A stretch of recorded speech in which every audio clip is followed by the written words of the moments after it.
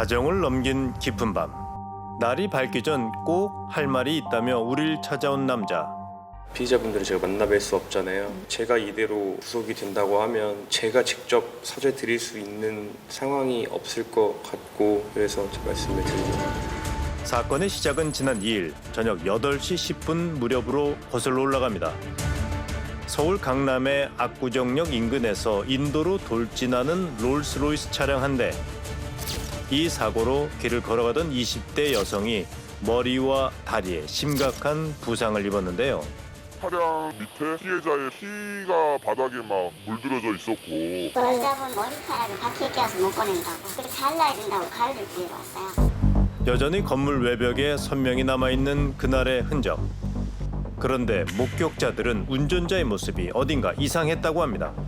비틀비틀 거렸고요. 자기가 사람을 쳤다는 인식조차 못하고 있는 것 같았어요. 괜찮아서 이렇게 하는 것도 전혀 없었고요. 자꾸 뭐 핸드폰 보고 뭐 이런 거 비틀거리면서 갑자기 그 남자가 안 보이는 거예요. 술에 취한 듯 비틀거리다가 현장을 떠났다는 남자. 4분 뒤 돌아온 그의 입에서 나온 말은 무척 뜻밖이었다고 합니다. 막 이렇게 막 하면서 막 수갑이 아프다고 막 풀어달라고 막 동영상으로 찍는 사람들에는 듣지 말라고 막. 이 남자가 한 말 죽지 않지 않았느냐, 보험 처리하면 되고. 현장에서 체포된 그는 경찰의 마약 간이 검사 결과 케타민 양성 반응이 나왔지만 놀랍게도 17시간 만에 풀려났습니다. 신 씨는 대체 어떤 사람일까? 학교에다 닉네임이 신라고 있어요. 지금도 유명한 여자 BJ의 열혈 팬으로 등록이 돼 있다 보니까 2년 동안 BJ들에게 무려 6억 4천여만 원의 후원금을 보냈던 남자. 뿐만 아닙니다. 차가 지금 램보르기니에 롤스로이스. 편하시게 올라가라. 제 차다. 6억짜리 차에 그 올라가게 해주는데 그 당연히 본인 차죠. 지금 돈 얼마 있으세요? 200억. 100, 1000만, 10만, 100만, 1000만, 억, 18억? 게다가 자, 여러분, 여기 앞에 놓여있는 돈은요, 어제 제가 받은 3억입니다. 이번 사고가 벌어진 뒤 이름을 언급하지 않는 대가로 한 인플루언서에게 신 씨 측이 3억 원을 건넨 사실이 알려지며 그의 정체에 대한 궁금증은 더 커져만 가고 있는데요. 각종 의혹에 대해 얘기를 하겠다며 롤스로이스 운전자 신 씨가 직접 우리를 찾아온 겁니다.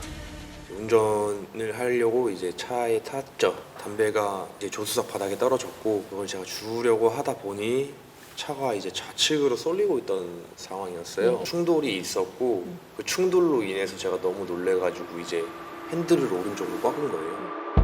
하지만 사고가 벌어지기 13분 전 한 건물에서 나오는 그의 상태가 심상치 않습니다. 신 씨가 찾은 그곳은 성형외과였는데요.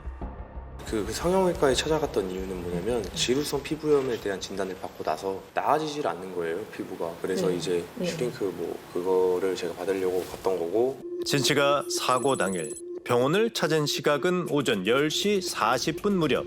처음 찾은 병원에서 수면 마취를 하고 피부 시술을 받은 뒤 컨디션이 좋지 않아 긴 시간에 걸쳐 수액을 맞았다는 게 그의 주장입니다. 그런데 궁금한 게 지루성 피부염인데 슈링크를 왜 해요?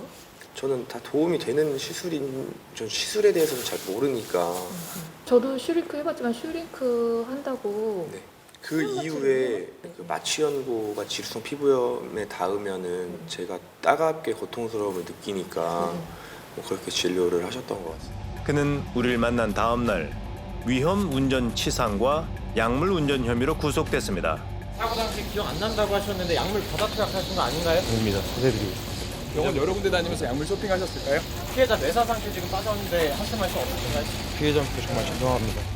국가수 감식 결과 그에게서 케타민을 포함한 총 7종의 향정신성 의약품 성분이 검출된 겁니다. 그렇다면 더 의아합니다. 사고가 있던 당일 그는 어떻게 풀려날 수 있었던 걸까? 유치장에 입감되기 전에 새벽에 병원 실장님한테 제가 전화를 드렸어요. 새벽에요? 네네네. 새벽에 전화를 드렸죠. 그래서 원장님께서 직접 경남경찰서 교통조사과에 연락을 하셔서 제가 받은 시술이 케타민 성분이 들어있는 마취제로 수면 마취를 한 게 맞다라고 말씀을 하시고 진료 기록부를 떼드리겠다. 새벽에도 신 씨의 전화를 흔쾌히 받아 문제를 해결해 줬다는 병원 관계자. 그런데 뭔가가 이상합니다.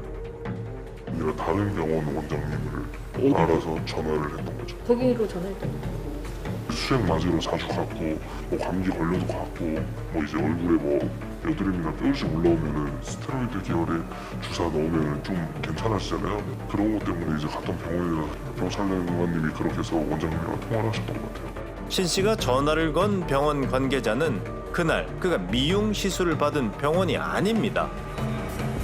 처음부터 납득하기 힘든 주장이었습니다. 얼마나 아픈 부위셨고 얼마나 심했길래 수면 마취까지 하나 싶은 거죠. 보시면은 뭐 가려움증도 엄청 많고 그리고 피부가 굉장히 따가워요. 따가워서 지루성 피부염을 치료하기 위해 수면 마취를 한다는 피부과. 우린 해당 병원을 직접 찾아 얘기를 들어보기로 했습니다. 그런데 저희는 지루성 피부염 보는 병원도 아니고 지루성 피부염 얘기도 꺼내지도 않았어요. 그분은 리프팅 시술을 하려고 오신 거예요. 그분이 하셨던 시술은 뭐였어요? 그 하이프라는 슈링크예요. 처음에 11시에 오셔가지고 얼굴 부위하고 3시 30분경에 목 부위 하셨어요. 피곤하니까 좀 병원에서 쉬고 싶다. 그래서 저희는 그만큼의 비용을 받고 신데렐라 주사 이런 것도 있고 그 비타민 같은 거를 링겔 1000cc짜리 맞으려면 6시간 걸려요. 신 씨의 요청으로 사건 당일에만 2번의 수면 마취 시술을 했다는 겁니다. 당연히 운전하면 안 되지. 음주운전하고 똑같은 건데 그거는. 근데 나갈 때 좀 많이 휘청거리기 때문에 제가 만류를 했어요. 조금 쉬었다 가고 물도 마시고 가라. 가겠다는 사람을 굳이 못 잡잖아요. 그리고 차에서 쉬고 가겠다. 더 쉬다 가라고 했지만 떠나는 신 씨를 잡지 못했다는 담당의. 그런데 그는 전날에도 1.5km 떨어진 또 다른 병원에서 수면 마취를 한 것으로 확인됩니다. 신 씨의 단골병원인 이곳은 사고 직후 경찰에게 전화를 한 의사가 근무하는 병원인데요. 최근에 여기 신 그분이 여기서 8월 1일 날 진료를 받았다고 들었거든요. 환자 정도는 가족이라도 말씀드려요. 수면 마취제를 맞았으면 다른 곳에서 그 검색을 할 수 있죠. 뭐 매번 해야 되고 의무적인 건 아닌 거죠. 환자 정보는 어떤 것도 말해줄 수 없다는 병원 관계자. 경찰 수사에 따르면 신 씨는 최근 6개월 동안 병원 4군데를 돌아다니며 모두 16번의 수면 마취 시술을 받은 것으로 확인됐습니다. 그렇다면 사건 직후 경찰이 17시간 만에 신 씨를 석방시킨 이유는 정말 뭐였을까? 현장에 처음 왔을 때 교통사고를 왔잖아요. 그 구속사유가 돼요? 근데 간이 시험을 했을 때 마약이 나왔잖아요. 간이 시작이잖아요. 병원에서 적법한 걸로요. 그게 확인이 되면은 특정범죄 가중처벌법 위반이 돼야 안 돼요. 안 되죠? 정부 수사를 해야죠. 세간에 떠도는 전관 출신의 변호사가 신원 보증을 해줘서 신 씨가 풀려났다는 의혹도 확인해봤습니다. 대형 로펌? 그건 아니지. 경찰관이 대형 로펌에 죽을 사람들 같아요. 정말 맞습니다. 우리를 만난 신 씨 역시 자신의 변호인이 대형 로펌 소속이 아니라고 강조했는데요. 그냥 개인 법률 사무소예요. 변호사분이 저를 신용보증을 한다고 해서 저를 석방시킬 수 있는 게 아니잖아요, 사실. 우린 해당 변호사와 직접 통화를 하고 싶었지만 문자로만 답을 들을 수 있었습니다. 자신은 소규모 법률 사무소 소속으로 신원 보증을 한 일이 없다는 겁니다. 하지만 이곳은 고검장과 검사 출신 변호사가 운영하는 법률 사무소였는데요. 풀리지 않는 의문 속에서 우리가 그에게 묻고 싶었던 질문은 하나였습니다.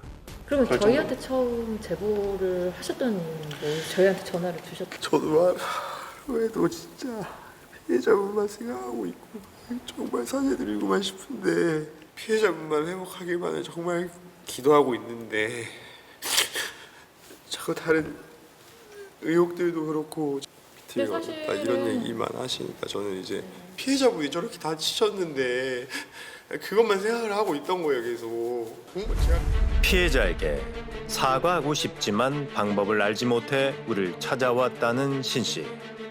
그의 눈물은 정말 진심일까? 아까 이것만 잠깐 볼 수 있어. 이거는 근데 개인정보라서 아까도 경찰서에서 근데 이거는 피부과가 아니라 신경정신과네요. 그러니까 원래 정신병원을 다니고 있었어요. 정신과를 다니고 있었어요. 이게 신경정신과인데 여기서 수면제를 처방을 해준다고 하더라고요. 이 정도 선에서만 오늘 인터뷰 좀 끝내주셨으면 좋겠어요. 진단서를 보려고 하니 돌연 인터뷰를 끝내자는 신 씨의 지인.